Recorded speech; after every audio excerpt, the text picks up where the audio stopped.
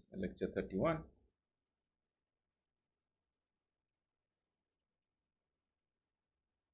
So, in the previous lecture, in the last couple of lectures, we were discussing differential amplifier and we are analyzing the structure, and today we will continue the same with some more modifications.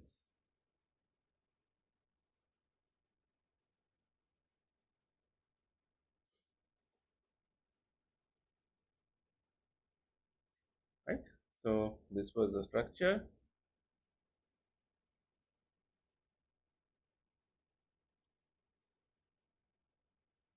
Okay. So, here we were taking the output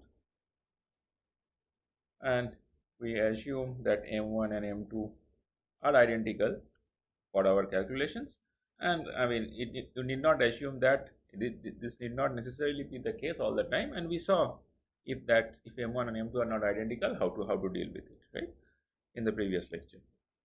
Okay, so the stuff that we haven't assumed till now is or the stuff that might bother some of you is the fact that we have this ideal current source uh, which is connected to this tail node, right? Now, the problem here is, I mean, we all know that nothing is ideal. The current source will also have a output impedance associated with it, right? Note that till now we have assumed that incrementally because the current source is ideal, incrementally looking down, it's an open circuit into the current source. But if the current source is not ideal, then what happens, right? That is what we will see in this lecture. Okay, so by the way, when we say that you have a non-ideal current source, what do we essentially mean?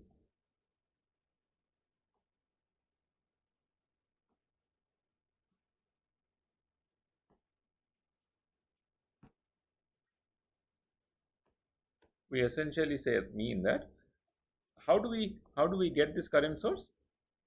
So this is what type of biasing do you think is this? This clearly is similar to the biasing where we this similar to the structure where we bias the NMOS with the current source at the source terminal, right? Remember this, where this was a V bias. So this, you can assume this I naught to be split into I naught over 2 and I naught over 2, right? And each I naught over 2, so what I'm essentially saying is, you can think of this I naught as I naught over 2 and I naught over 2 in parallel, and since the current is equally split between the two branches, so essentially there is no current through this short, and we can assume that each of the transistors M1 and M2 are biased using constant current source, right, connected at their source terminals, right? So the reason I am saying is I want to draw the analogy of what did we do when we replace this current source. We essentially said that, so maybe we have a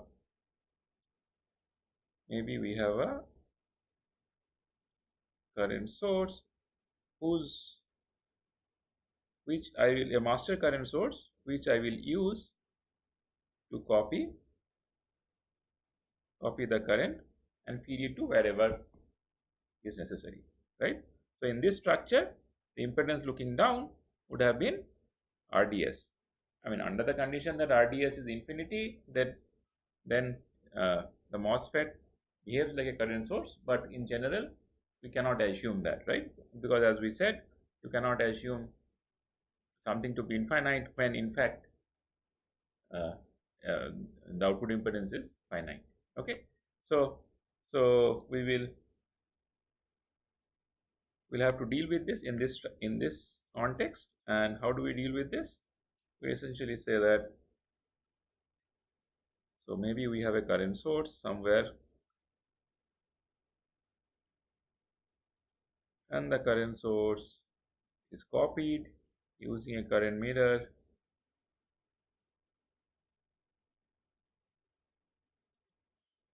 right? And let's call this M naught, and this is I naught. So ideally this current will be I naught. Now we know that if we this will be exactly equal to I naught if we neglect channel length modulation. If we don't neglect channel length modulation, this will be something different from I naught, because it's not necessary that the drain voltage of the transistor on the left will be equal to the drain voltage on the transistor on the right. So there can be some mismatch. But for the purpose of our analysis, let's assume that the mismatch is not large enough, and let's say that the quiescent current is still I naught. Okay, okay, fine. So how do I go about analyzing this structure? So let's move into the small signal domain, right, so that analysis of the structure will become more apparent.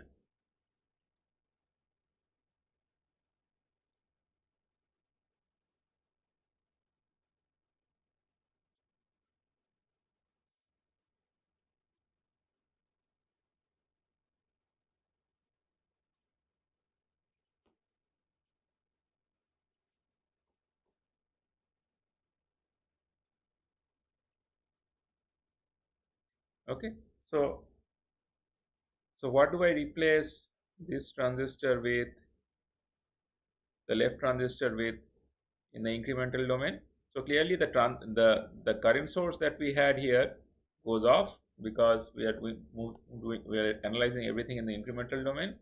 So incrementally, what is the impedance looking into the gate of this diode connected transistor? It is 1 over Gm to ground. So essentially we can replace this also.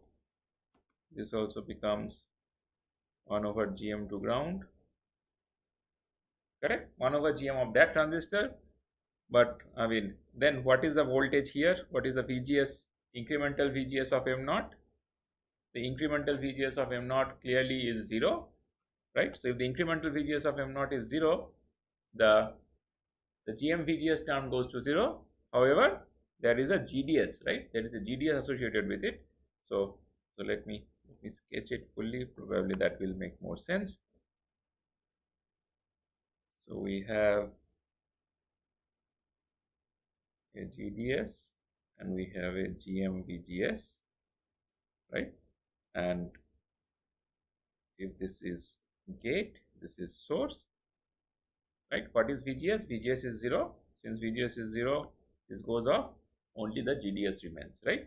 So what we will do, I will remove all this stuff and I will only let the incremental resistance RDS 0, or let me drop even the RDS subscript because it might be messy going forward.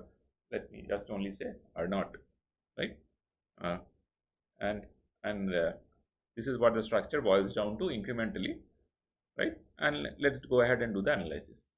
Okay, so if we do the analysis of this, now the question is how do we go about doing an analysis? So let's do some assumptions. What assumptions will you do? Let's say that since we know that V1 and V2 are can be broken down, right, into common mode and differential modes, right? So let's say V1, we know that V1 equal to V1 plus V2 by 2 plus V1 minus V2 by 2, which means that I can express the first term as some V input common mode plus V input differential mode, right? So we can also express V2 as V input common mode plus or minus V input differential mode. Okay, fine. So sometimes you'll see that in the literature the differential signal is only referred to as V1 minus V2, right? If we have to follow the same convention, we have to then say that this is differential by 2, right? So what I'm essentially saying is that VICM, by definition, if we say VICM equal to V1 plus V2 by 2, then V input diff is V1 minus V2 by 2. Sorry, V1 minus V2, right? So this is a matter of definition. We just have to keep track of where the factor of 2 comes and where it doesn't. Okay. So why are we doing this? We are doing this because ultimately, because the structure seems to be symmetric, right? Because M1 and M2 are identical, we will apply V input common mode once, and then we'll apply V input differential again, right? And then do the analysis, and then combine them to find out the final answer. Okay. Okay. So let's do this. So if this is what it is, what do you think will be the incremental current through M1 and M2? So if we have to find out the incremental current through M1 and M2, what do I need? I need to find out the incremental voltage at this node, at the tail node. Let's call this Vx. Okay. Okay. So what will be the incremental voltage at the tail node? Again, we can use superposition, right? So let's use superposition for now. Then you will see that we can play some more trick also, right? So if we use superposition and we say that we will only have, let's go to a different page.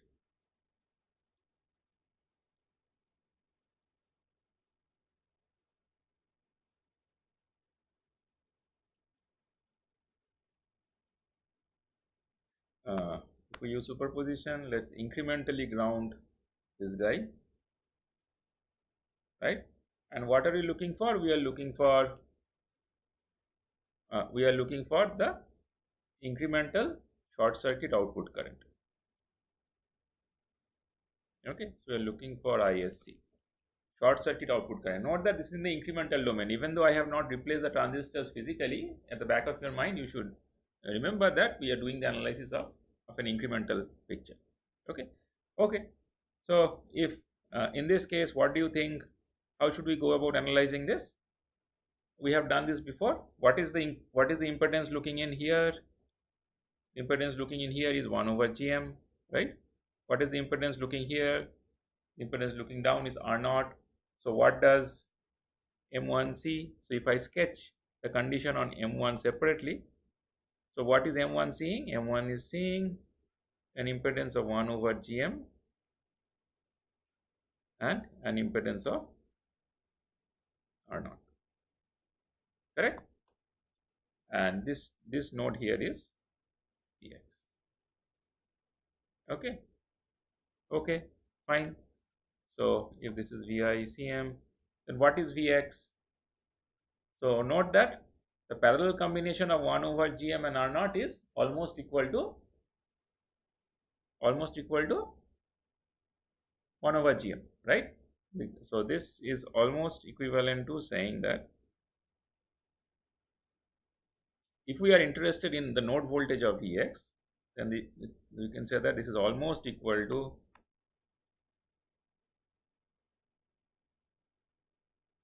this.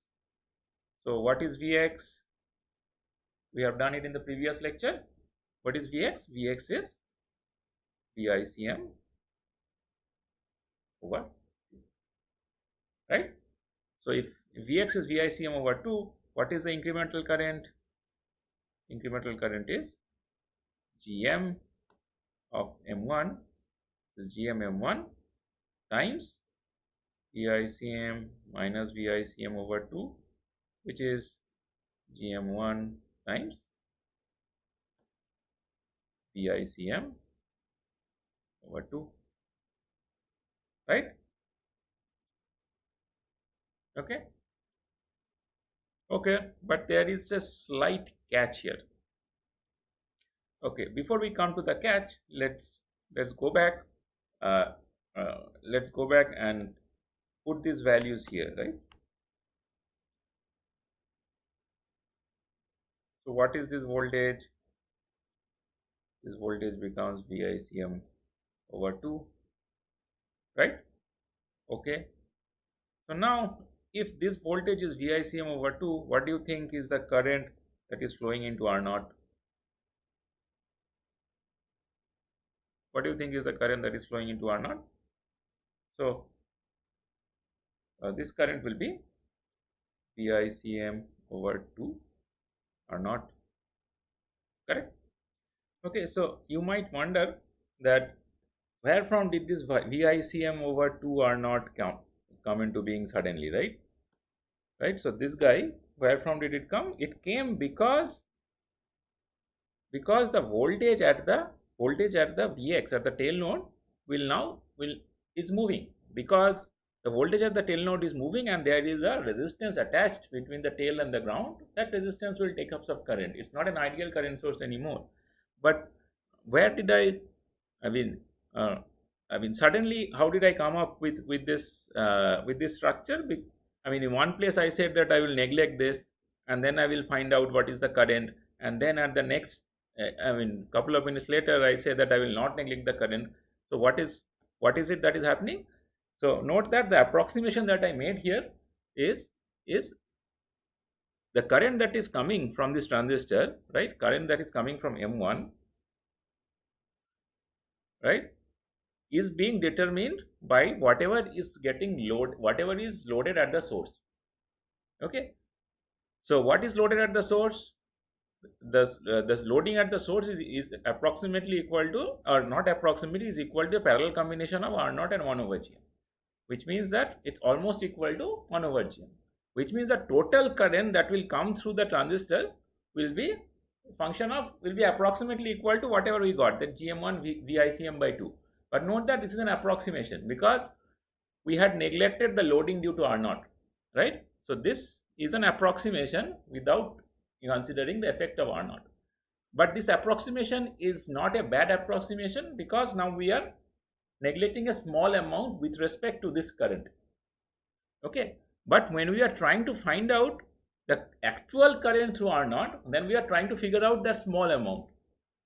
So since we are trying to figure out that small amount, we cannot anymore neglect the current through R naught. Okay.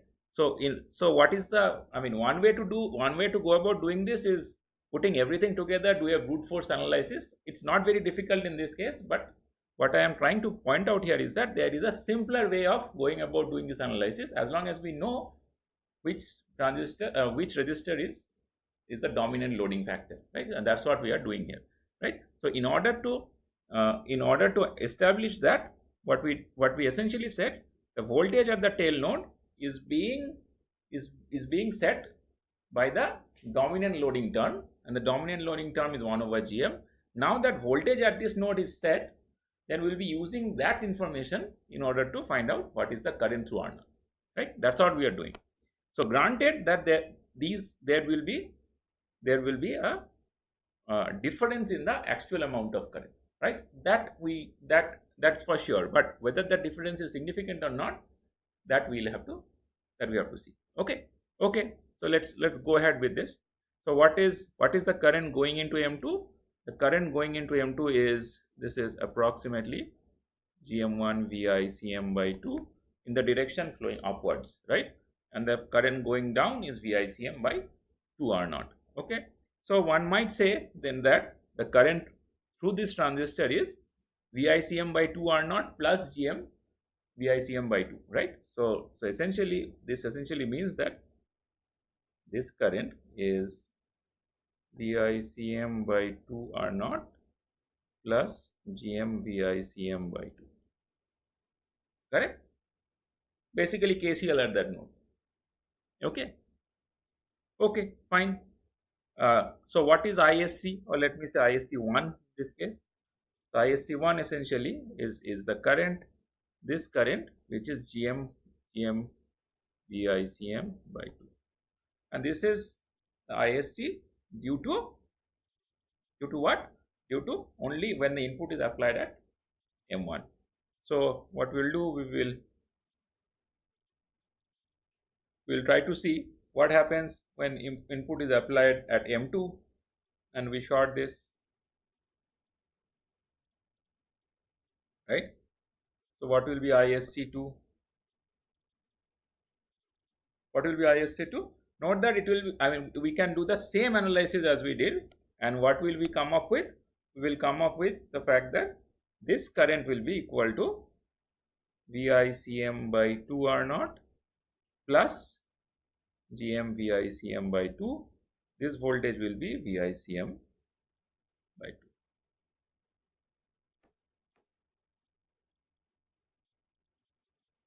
and this current will be VICM by 2R. Make sense? Essentially, this analysis is same but done for a different transistor. Correct? So what is ISC2? ISC2 in this case is what? So let me go back to the previous one. So in this case, ISC1 is GM VICM by 2. So in this case, ISC2 is, because the direction is in the opposite direction, arrow is pointing in the opposite direction to the current flow. So it will be minus VICM by 2 R naught minus GM VICM by 2. So what is ISC then? Combined ISC is ISC1 plus ISC2, which is essentially this term and this term cancels off, and we are left with only one term, which is minus VICM by 1. Right? Okay. I mean, does it pass our sanity check? If instead of R naught we had an ideal current source, what would I naught have been? I naught would have been, I mean, what would R naught would have been? R naught would have been infinity. In that case, the short circuit current under common mode excitation would have been 0, and that is exactly what we saw in the previous lectures. Okay, so this passes the sanity check. Okay, so what is the R out? Note that in order to find the R out, we have to do the same thing as we did earlier, and so we basically borrow the same expression. And what was R out? R out was RL parallel. RL parallel, the resistance looking into the drain of M2. What was the resistance looking into the drain of M2? It was twice RDS of 1 or 2, right? So in this case, I can simply write 2 RDS2. Correct? So what is the gain? What is the Norton's equivalent? The Norton's equivalent for a common mode excitation is, so Norton's equivalent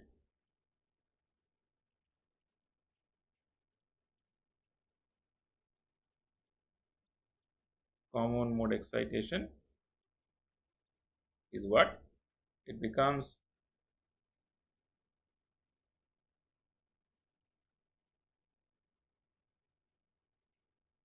so this is minus GM VICM by 2 R naught, and this is RL parallel to RDS. Correct? So this becomes the Norton's equivalent. What is the output voltage then? What is the output voltage? Output voltage becomes minus GM VICM by 2 R naught times RL, right? Because this is approximately equal to RL, because generally RDS is much higher, right, than RL. Okay, so what is the common mode gain? So I should also say this is probably VOCM, because we are talking about common modes, right? Common mode input, so common mode output, so it becomes VOCM by VICM becomes minus GM by 2 R naught times RL. Okay, fine. So this becomes the common mode gain. This is the common mode gain of the structure. Okay, but this is not all. We'll have to also find out what is the differential mode gain, right? So for that, we'll have to apply a differential signal. Let's apply differential signal. Let's say this is VDIF, this is minus VDIF, and we do the same analysis. We have to find out ISC. In order to find out ISC, what can we do? We can again break it down into VDIF. I mean, one input at a time. So if we do that, what do we see? Note that we'll see something very interesting. So let's do that. So let's apply only at input at M1 and ground M2, and let's call this ISC1, right? So for this, the analysis is exactly similar to the common mode case, right? We were doing part by part. What is Vx? Vx will be VDIF over 2, correct? What will be this current? What will be this current? This current will be uh, Vx over R naught, which is P diff by 2R, right? What will be this current? What will be ISC1? ISC1 will be what? ISC1 will be equal to Gm times P diff over 2. Okay, fine. Okay,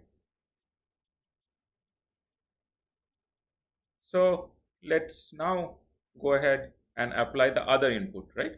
So what is the other input? So if I apply the other input, so that is let's apply ISC2, or rather let's try to find out ISC2 while applying input at this end, which is minus V diff.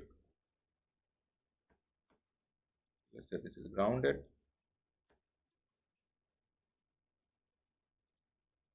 right?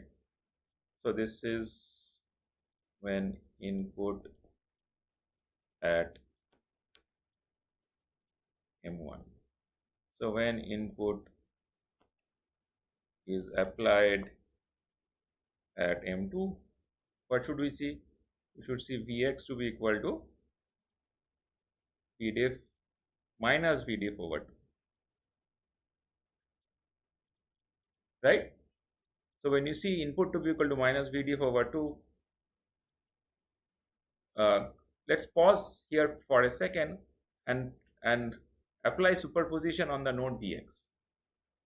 Okay, so if this is indeed the case, so using superposition, so in this case, where will the incremental current flow?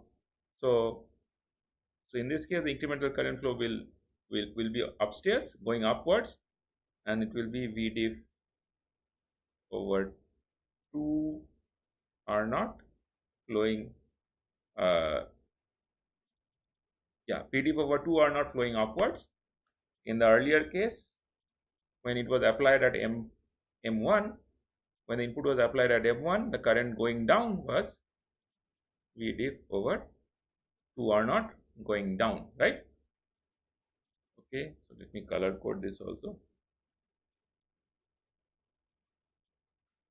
Okay, so this is okay. So if that is the case, what is the incremental current that is flowing in through R naught if I using superposition? So using superposition,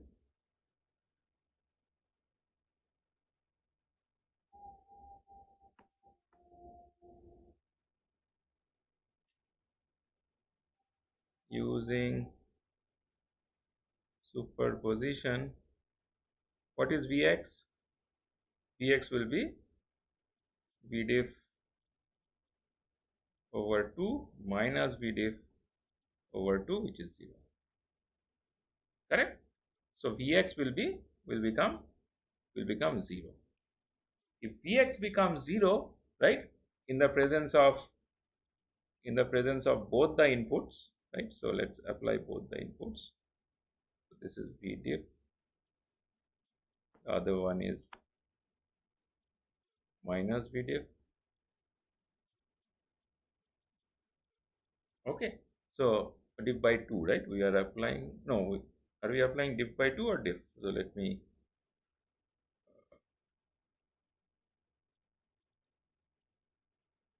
or I'm sorry, we were applying V diff by 2, right? Because that's what the terminology was. So let's make the correction. So this becomes V diff over 2. So the other guy becomes V diff over 2. So so this Vx becomes V diff over 4. So ISC1 becomes V diff over GM V diff over 4. So everything scales by a factor of 2 more, right? So this becomes,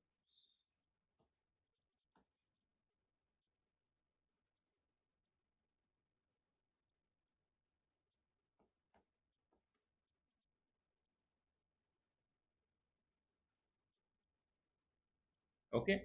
So if Vx becomes 0, right? If Vx becomes 0, what can you comment on the incremental current through M1?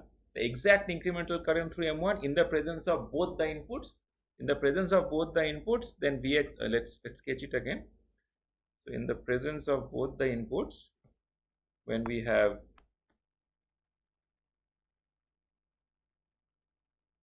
Vdiff over 2 here and minus Vdiff over 2 here, Vx goes to 0, which means R0 is irrelevant, which means I can say that Vx is essentially 0. So if Vx is 0, right, when you are applying an antisymmetric input, if the Vx is 0, then I don't have to analyze both the circuits, I mean these circuits in a combined form. What I can essentially do is say that these are both incrementally grounded, right, and I will try to find out what is the short circuit current, right. So note that this is not an exact ground. I should not be connecting them like that. So this is a ground. So this is actually like this, but this, for the purpose of the analysis, this voltage is essentially 0, right. This voltage is essentially 0 when we apply a differential signal, which means that when we apply both the signals together, right, Vdiff and minus Vdiff, or Vdiff by 2 and minus Vdiff by 2, then this current becomes Gm times Vdiff by 2 flowing downwards, and the other current becomes Gm Vdiff by 2 flowing upwards, right. So what is the short circuit current? This is Gm times Vdiff over 2 flowing in the direction shown, correct. So what is the Norton's equivalent? The Norton's equivalent for this becomes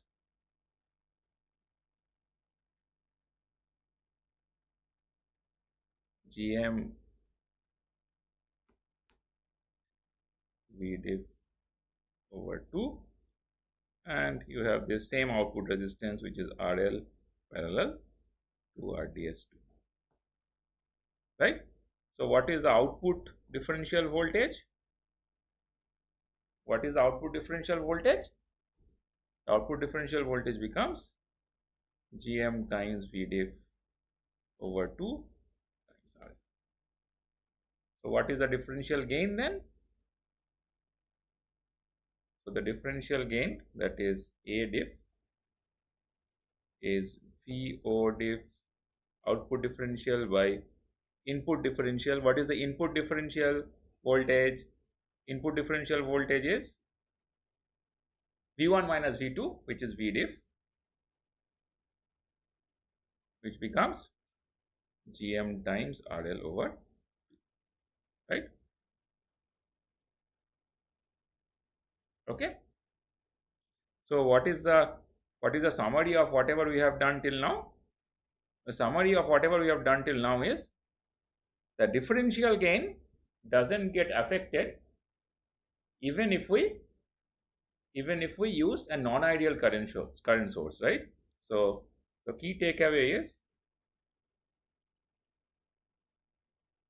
differential gain is unaffected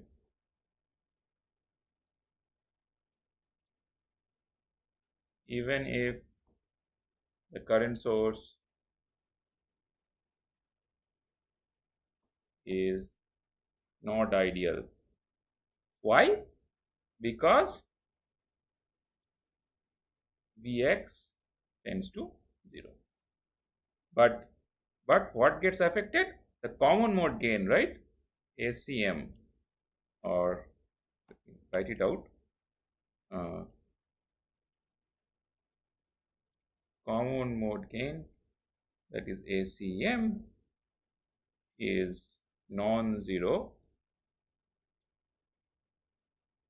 and is inversely, or rather, and is proportional to 1 by R0 of the current source.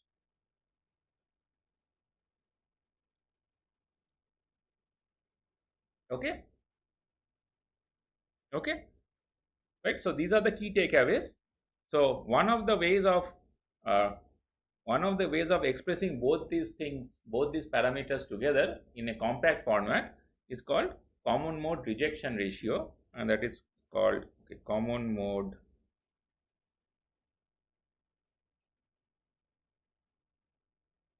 rejection ratio, or CMRR, right? I mean, this is essentially a definition of how it's a definition of the gain, differential gain over common mode gain, right? So why is this definition important? This definition is essentially telling us that higher the common mode ratio, rejection ratio, then it will naturally mean that either the differential gain is high or the common mode gain is low. Ideally, what we want the common mode gain to be, in presence of a ideal current source, we want the common mode gain to be 0. Essentially, ideally, we want CMRR to be infinite. However, in the presence of a non-ideal current source, the common mode gain is no longer infinite, no longer 0. In fact, this is equal to minus GMRL by twice R naught, because it is not. By the way, this is all mod, right? I mean, we are talking about a modulus quantity. So essentially, uh, the effect of putting a non-ideal current source is to make what is the effect? The effect is the CMRR goes from infinity to a finite value, right? And why is CMRR important specification? Because CMRR is important because, note that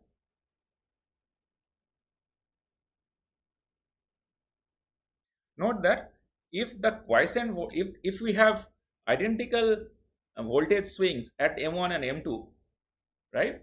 If you have identical voltage swings at M1 and M2, you don't expect D naught to change, right? Because this is ideally supposed to be a differential amplifier, isn't it? It is ideally supposed to be a differential amplifier. So if we have a common mode swing, that is the gate voltages of M1 and M2 are both swinging, then we don't expect the output to change.